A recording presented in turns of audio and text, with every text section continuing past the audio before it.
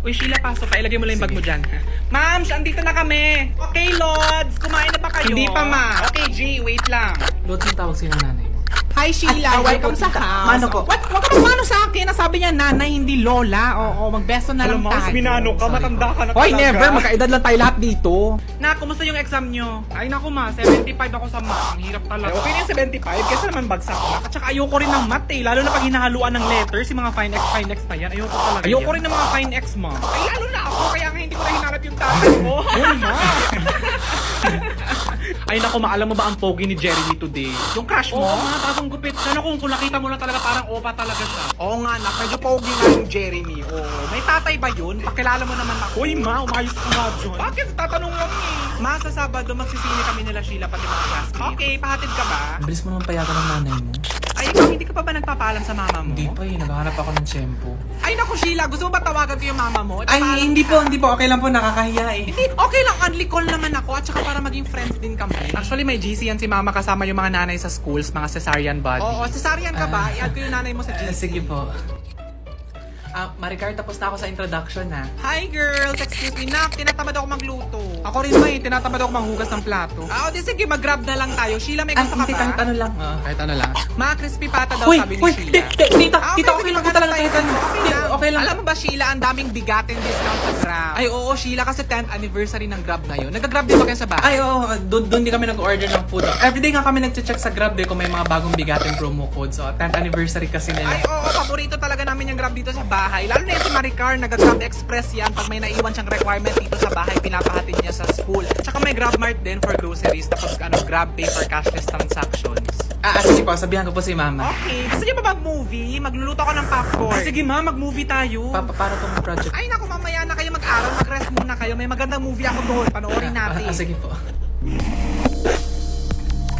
Ay, hala, si Halik naman, agad-agad. At saka ano ba yan, nak? Ang halik niya parang halik aso. Pangit niya naman humalik, ano ba yan? Hindi naman dapat ganun eh. Dapat yung sweet. Di ba, nak? Makahalik naman, parang wala nang buka.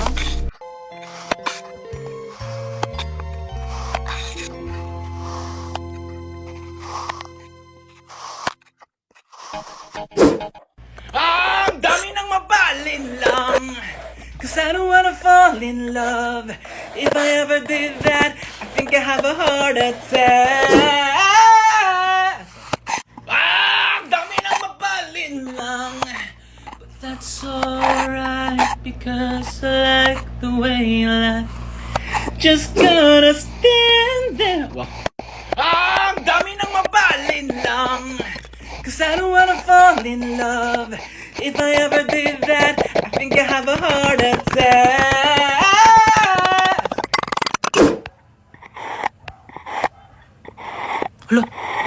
Hala, nasa close friends list niya ako.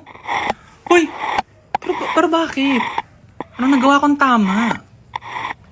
Hala, ganun ba ako kabait at saka ka-trustworthy? Nasa close friends list niya ako. Ma! Oh, bakit? Ano? Hindi, gusto ko lang sabihin na napalaki mo ako ng tama. Thank you. Nasa close friends list niya ako. Bucket list ko sa buhay. Nagbabago-bago siya. Depende kung kanino ako naiinggit. Oo, inggitera ako, pero mabilis naman ako mag-move on kasi na-achieve ko rin siya for myself. So, naghanap ako ng bagong kainggitan. Kasi kung inggitera ka, kailangan talaga may kasamang action. Kasi kung wala, ilusyonada yung tawag sa'yo, hindi. Ma, ituro mo muna si Steve sa loob ng house ha. Sagutin ko lang tatawag ng boss ko, ha? Sige, boss? Oh, sure. Steve, come with me. I'm going to give you a tour of the house. Come inside! So Steve, as you can see, this is the entrance of our house and we leave all our sleepers here because we don't want the germs to enter the house. Not allowed. Oh, like the Japanese. Oh, not just the niece, even the nephew, the uncle, the auntie, the father, the son, and the Holy Spirit. No favoritism. Everyone should leave their sleepers here. So Steve, this is our altar area. We have small Jesus, big Jesus, mom of Jesus, necklace Jesus. They are all here. Wow, it's like a church in here. So Pani, follow me. So Steve, this is our dining room where we eat as a family, and this is the painting of the Last Supper. So nice, no? Yeah, it's so nice. Is it a rare piece? I know some other families also have this one, so it's not rare. It's medium rare. This is our laundry area where we dry all our clothes. Wow, no wonder Janine smells so good. It's because of you. Stop! I'm so shy. You're so silly. No, it's not because of me. It's because of Surf Active Clean. So are these your secrets? No, that's not my secret. That's my detergent, and I really use that because it thoroughly cleans and whitens all our clothes, giving it the Surf Best Ever bango. Wow, you really value the products you use because you value your family too. Ma, luto na yung kanin. Pasok na kayo dito. Ay, Steve, let's go inside the house. I cooked rice. Oh great! Are we going to use our hands? I know! We're going to use this. Uy, Maureen, bilisan natin, malilate na tayo. Hi, Maureen! Uy, Maureen! Kumusta kayo? Uy, okay na mo. Uy, Congratulations! congratulations. Salamat sa support. Maureen, Ang tatlo mo dami naman mo ka sa today. birthday ko, ha? Invited ka. Pumunta ka. Sige, Doon kami pupunta lahat. ako. Pumunta ako. Hi, Maureen! Uy, classmate, sorry how we're late. Ay, oo nga, late ka na 5 minutes. Pero okay lang, hindi kita isusulat. Wala pa naman si ma'am. Talaga? Oo, Uy, okay nakakaya lang. naman. Hindi, okay lang. Ano ka ba? Oo, okay lang talaga. Isalin mo na natin yung friend ko na Sige. Ha? Pa-follow back sa Instagram. Sige. Hi, Sheila! Hi, Sheila! Ito talaga? Gusto mo lang kunin yung number ni Maureen eh. Kasi naman ibigay mo na sa akin number ni Maureen. Hindi ka nga niya type. Paano mo naman nalaman na hindi niya ako type? Siyempre alam ko kasi ako yung best friend, di ba? Baka naman type niya yung consistent 3-pointer sa basketball. Oo nga, galing mo bro. Oo, pero consistent 3-pointer ka rin sa mga quizzes natin, di ba? Ang gusto ni Maureen yung matalino. Oh! Savage! Hoy, Sheila, ang sakit mo magsalita ha. Hindi pumunta ka ng clinic. Wala ako bro! Ewan ko ha, pero for me hindi ako nagagandahan kay Maureen. OMG, same. Hindi naman talaga siya maganda, maputi lang siya. Uy, grabe ka! Underrated talaga siya. Hindi talaga siya maganda for me. Hello! Hi, Sheila.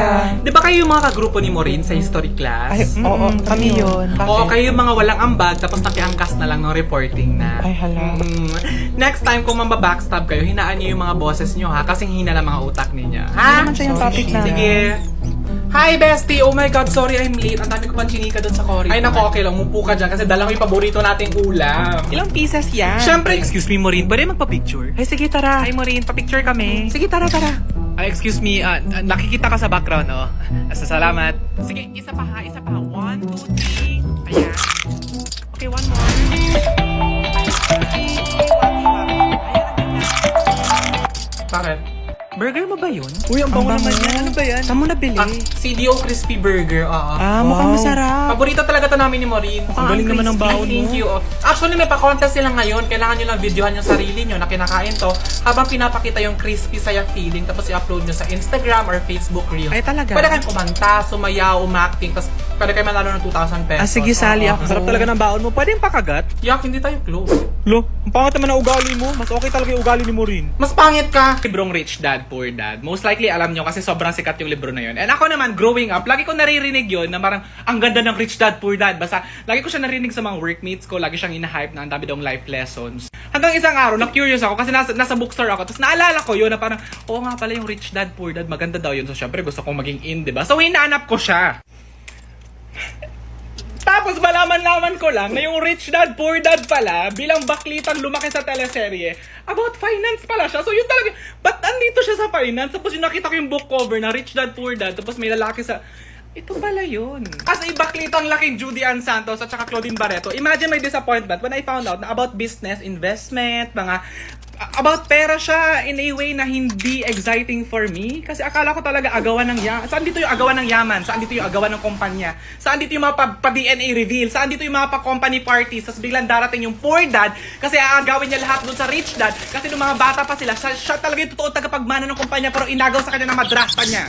Yun yung ini-imagine kong rich dad, poor dad. At saka, kasalanan ko ba? Parang, kasalanan ko, parang ako ba yung may kasalanan? Or sobrang misleading ng title? Parang, pwede naman siguro sabihin na ano, parang businessman dad. Parang, ang review ko dito is misleading ang title. Oh. Hindi ko pa siya nababasa. Pero for me, misleading ang title. Kasi iba yung ini-imagine ko eh. Ini-imagine ko na pag tinurk yung page 1, parang lalabas yung nasa puso. Alam mo yun? Otoke. Parang gusto ko magparetoke. Hindi ko alam. Parang hindi ko sure kung paano masosolve lahat ng problema ko sa buhay. Pero gusto ko i-face yung problems ko na proud ako sa face ko. Yun lang yung point ko. Magkano ba yung mga pailong dyan? Mga patanggalan double chin, mga ganun. At saka sa dami ng kasalanan ko, ayoko makilala ko ni Lord. Hello. Pero babasahin mo. Pero mag-hi ka muna sa mga pusa ko. Ay, shush! Hello! Hi, Simi! Tapos ito naman si Cruella. Tapos ito si Oreo. Ay, shush! Nagpapapansin kasi alam niya may mga people. Hello!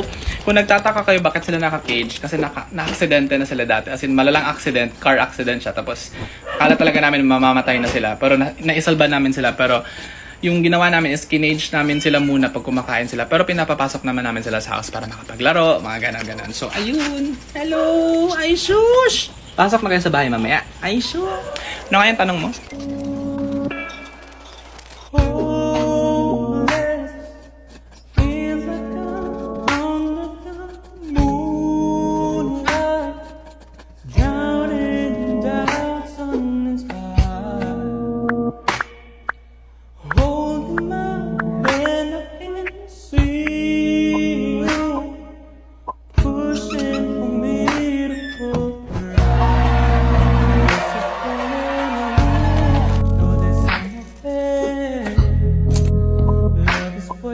But with you, it's chosen.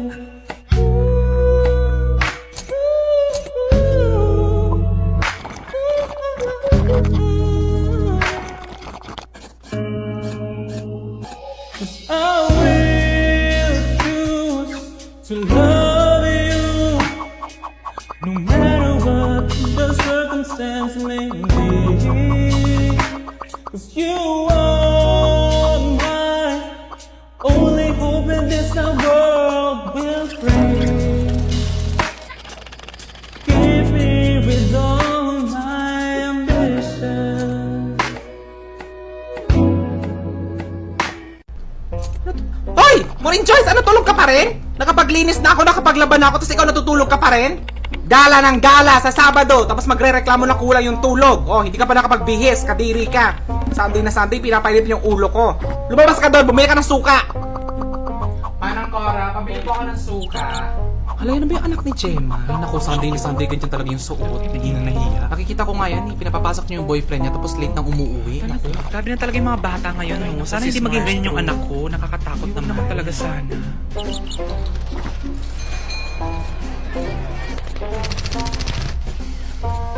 Pa, yung mga aso sa labas, pwede bang pakainin mo muna? Nagluluto pa kasi ako. Uy, Maureen, tawag ka na nanay mo, pakainin mo doon yung aso. Punta mo na doon. Papa, yung sinabi, kailan pa ako nagkabigote? Sige na, baka magalit na naman yung nanay mo eh. Punta mo na doon. Junior, ikaw na magpakain ng aso, total wala ka namang ginagawa. Mamaya na ate kasi malapit na kami manalo eh. Wait lang talaga. Ano, wala talagang gagalaw? Ha? Ako na magpapakain. Utos ko, gawa ko. Lagi na lang kayong ganyan. Ayan, Swerte nyo ginagalit na. yun naman yung nanay nyo. May katuklong pa kayo.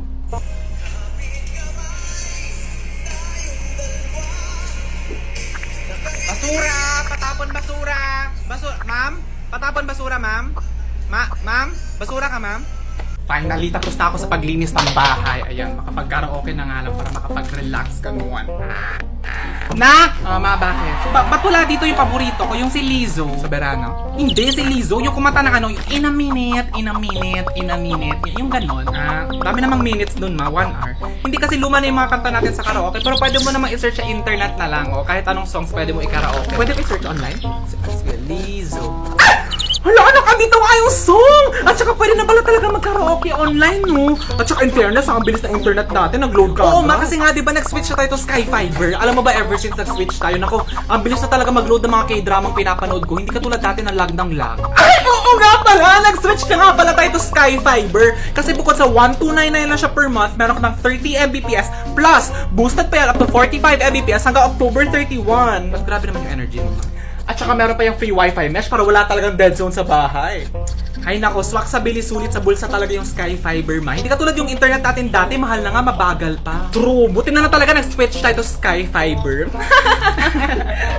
Ma, baka naman pwede mo taasan yung baon ko kasi nakatipid tayo sa internet. Ganun ba yun? Oo, ganon yun. Hindi pa ba sapat na tinasan ko na yung pasensya ko sa'yo kasi ang titipid din ang grades mo?